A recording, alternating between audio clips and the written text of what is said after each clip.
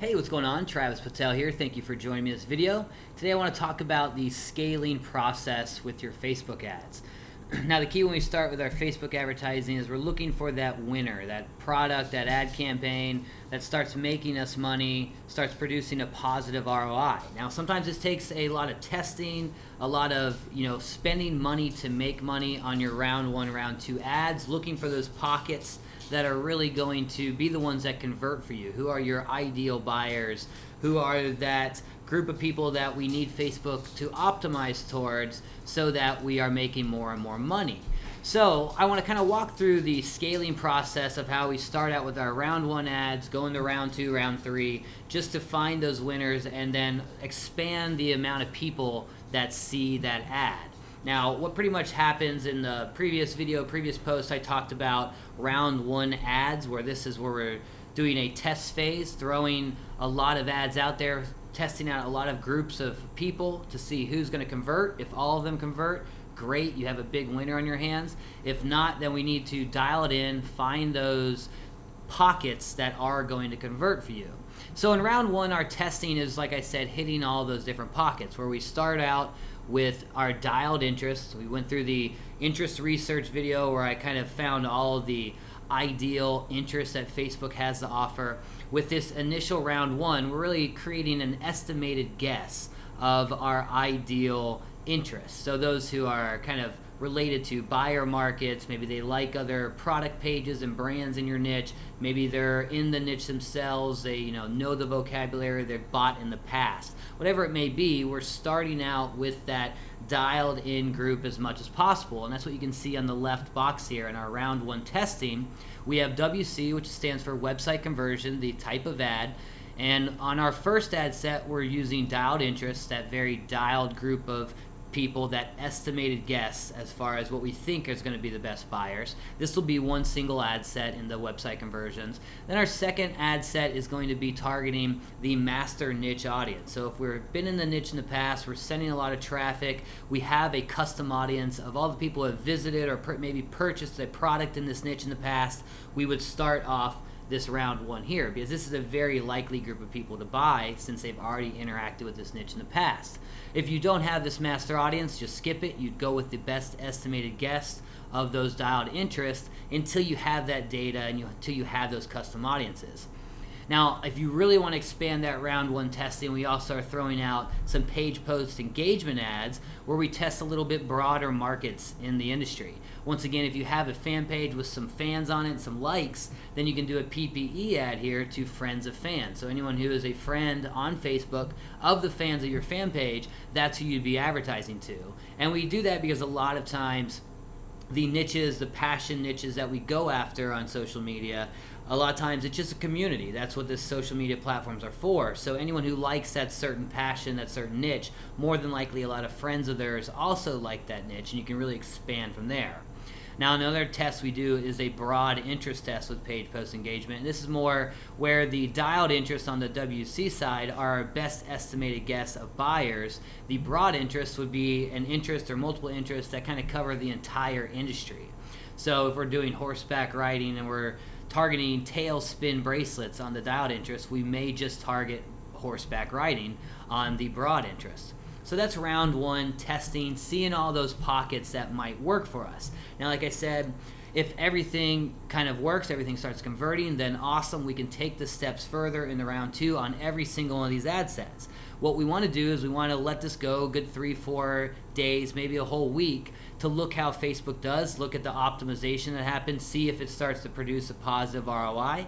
Now after this 3-4 days, we start to look at those stats, and if we are not making a positive ROI, then we throw that ad campaign, that product, over into what I call maintenance mode, and it's going to be just kind of a drip campaign coming in.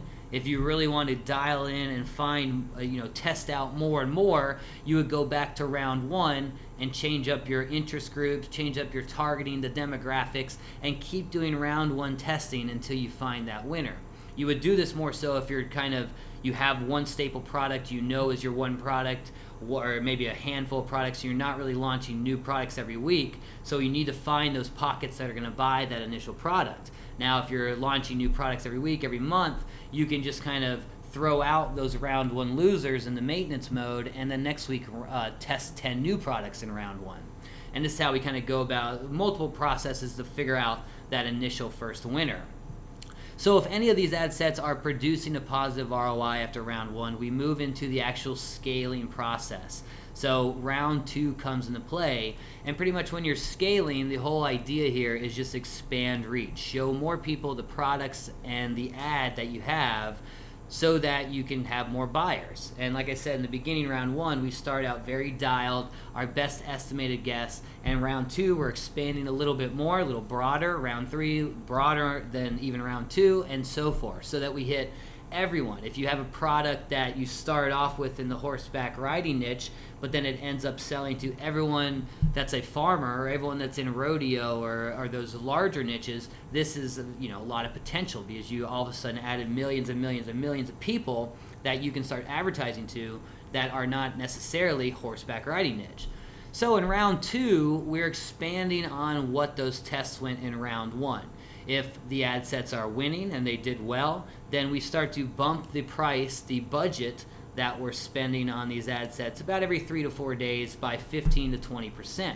And this allows you to slowly up your budget, slowly expand the reach on those winning ad sets, allowing Facebook to slowly optimize. It typically takes a few days, it seems like, for Facebook and the Pixel to optimize the traffic every ad you make. Every new product ad you launch, it might take 3 or 4 days for Facebook to kind of find those pockets for you. So let Facebook do its work. The more data, the more ad campaigns you're running, and the more pixel optimization there you have, the better it's going to be. So for those winners, we're bumping every 3 days by about 15%.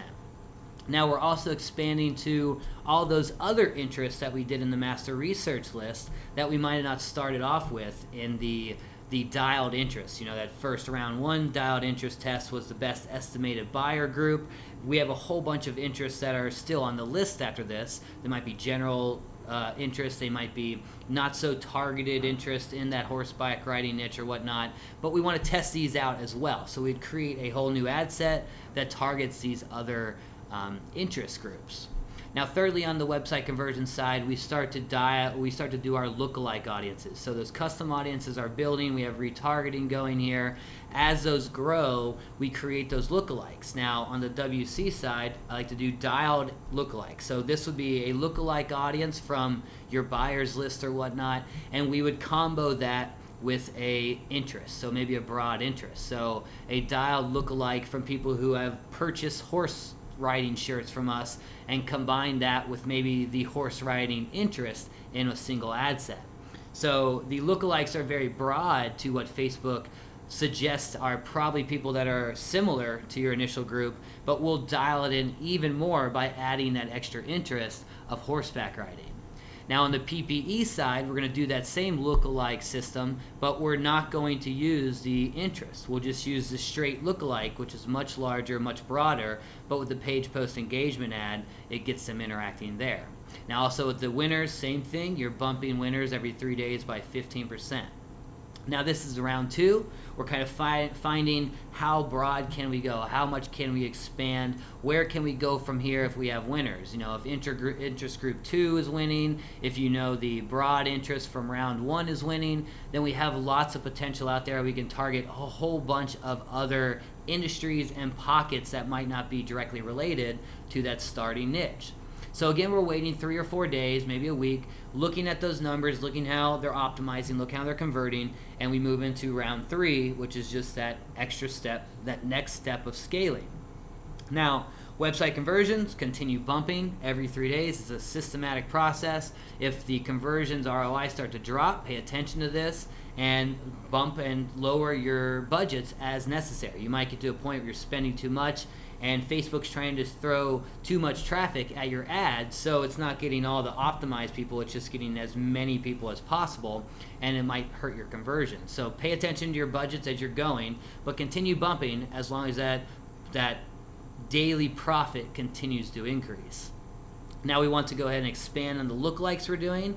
We're going to start creating ad sets with our broad interest in the industry as well as our broad lookalikes. And then we're going to start looking at our related industries. So in the horseback riding niche, like I talked about, we can expand in the rodeo niche, we can expand to the farmer niche, we can expand to the country southern living niche. All of these interests are now in the play, which open up new possibilities for lookalikes, custom audiences, and just scaling, expanding our reach even more.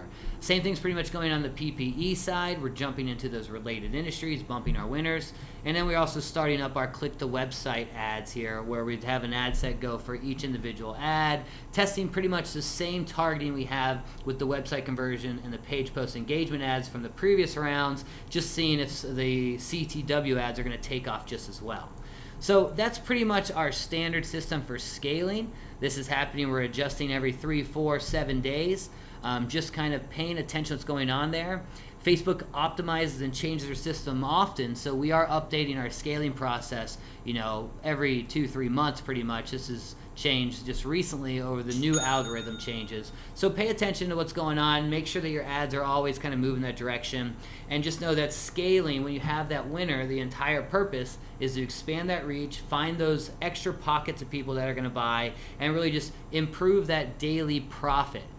As you get more and more reach, you spend more and more on your scaling, you're going to see the percentage of ROI might be dropping, but as long as you're going up in daily profit compared to what you're spending, then you're making more money. So that's the details and pretty much how you want to go about your Facebook advertising scaling. So thanks guys, my name is Travis Patel. If you have any questions or comments, feel free to hit me up. Have a good one.